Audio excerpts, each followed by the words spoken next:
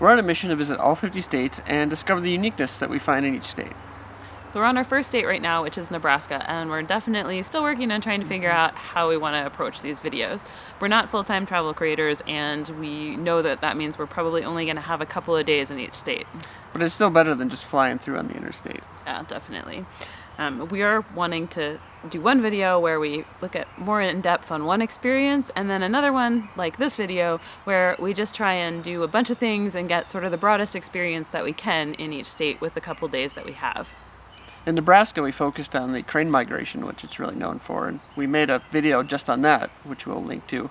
But also we set out to see what else we could discover in Nebraska, and hopefully you'll like what we found.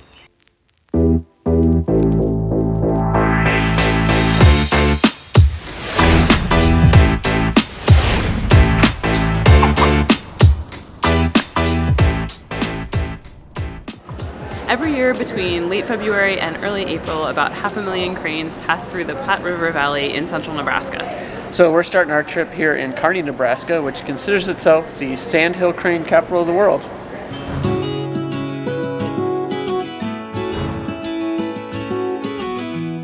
We arrived in town around 6 o'clock, and so the best times to see cranes are either in the evening around sunset and in the morning around sunrise, and so we just headed straight out to one of the public viewing platforms in town, which is the Ploutz viewing platform at the Audubon Center and Roe Sanctuary.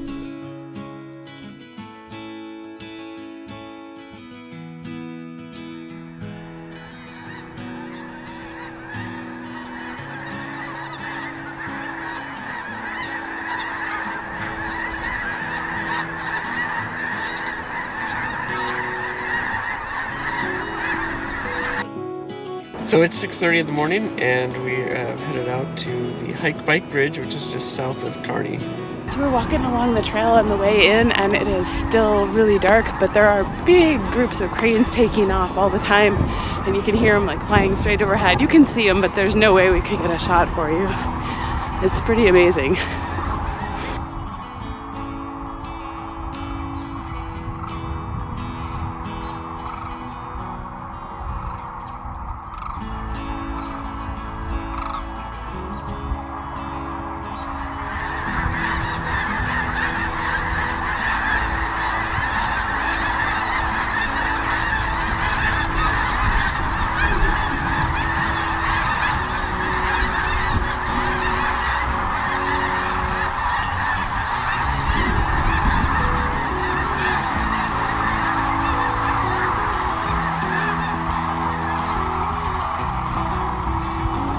So there's basically three ways to see the cranes. You see them in the morning at sunrise, you see them in the evening at sunset. And in between that, you drive around all the farm fields and look for them. Hopefully that's where they gather and you find them and you see them doing their little mating dances and stuff. So that's what we're doing now, is out hunting for cranes.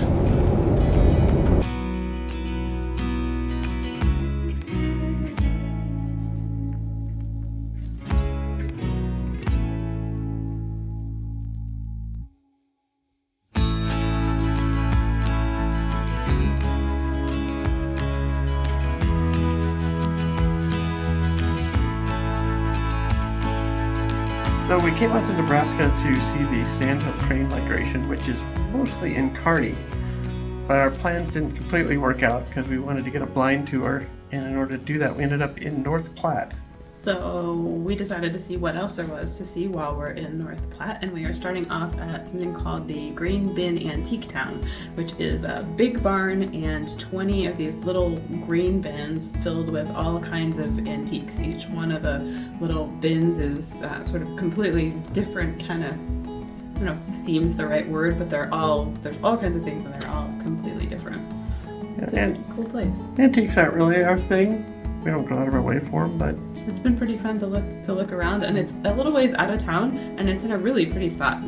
Yeah, and it's, as soon as we pulled in, I think it was probably the owner that came out. It was super friendly, and dog greeted us. Yep, Sadie the dog greeted us. Very nice, friendly place. Yep.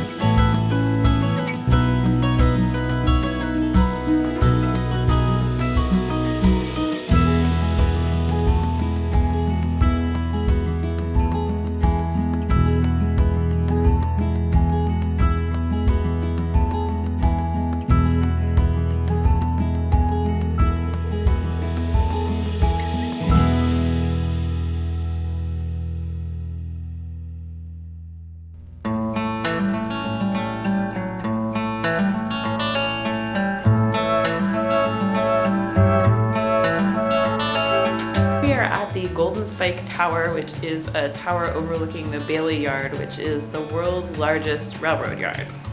Yeah, it's pretty fascinating. It's a massive yard. From the tower, it's pretty much trains from horizon to horizon, east to west. And they have a volunteer up there who used to work in the yard who is happy to share or answer any questions you have for them.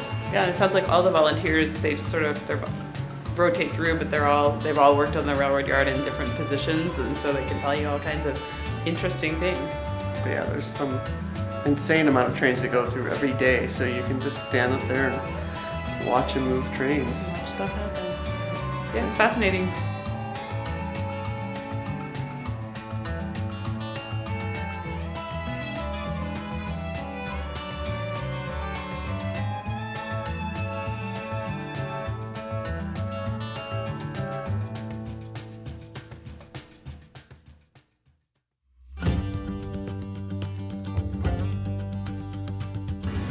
So we came to Nebraska for the cranes, but we decided to do other Nebraska stuff, and apparently Runza is one of those things because it originated here. We went with the classic Runza sandwich, which is a yeast bread with beef and cabbage. That's sort of the original thing, and then the chili and the cinnamon roll are something that is more, I think, Midwestern. So, but an interesting combination that we thought we should try.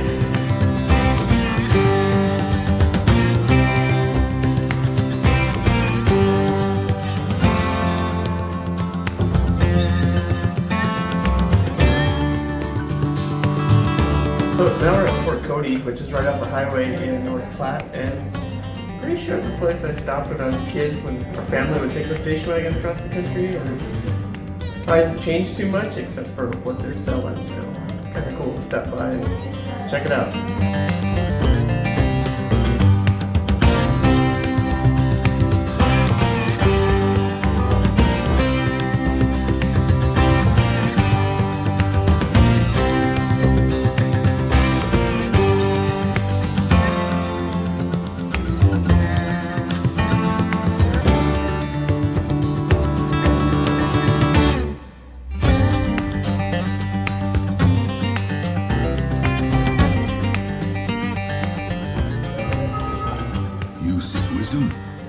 Medicine man knows ancient truth.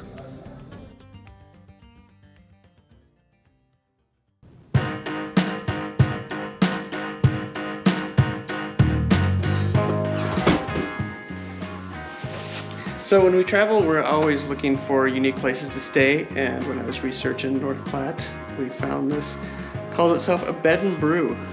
So it is right across the street from a local brewery, and it came with a $20 food credit and 4 pints of beer. Yay, beer!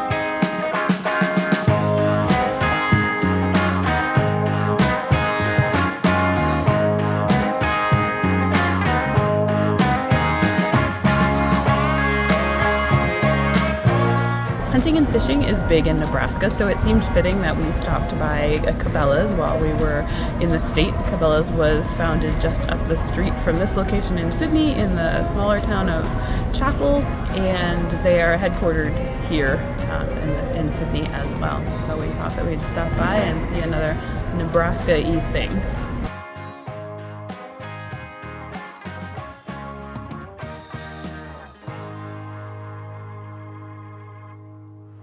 So thanks for joining us in Nebraska, which was our first state on our mission to visit all the states. Coming next, Iowa.